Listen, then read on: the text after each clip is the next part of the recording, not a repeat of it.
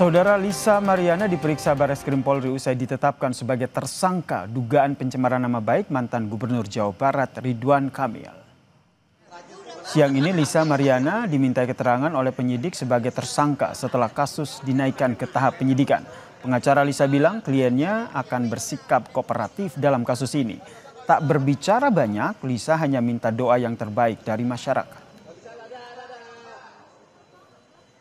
Kami mendampingi klien saya Lisa Mariana untuk memberi keterangan untuk permasalahan laporan dari Pak Ridwan Kamil sendiri.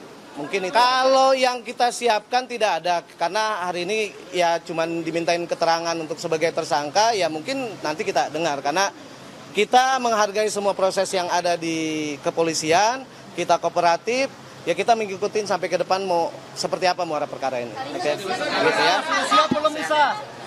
Ya, nanti diupdate lagi ya. Intinya doa kamu udah siap belum bisa? Siap aja. Iya, siap aja. Doakan yang terbaik ya. Doakan yang terbaik aja ya. Terima kasih. Perseteruan Lisa Mariana dan Ridwan Kamil bermula pada akhir Maret 2025 lalu, saudara. Lisa klaim jika RK adalah ayah kandung dari anaknya.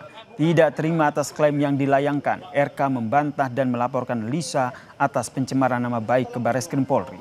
Lisa dilaporkan dengan Undang-Undang ITE pada April 2025. Perdamaian sempat dilakukan namun ternyata deadlock atau tidak ditemukan kesepakatan.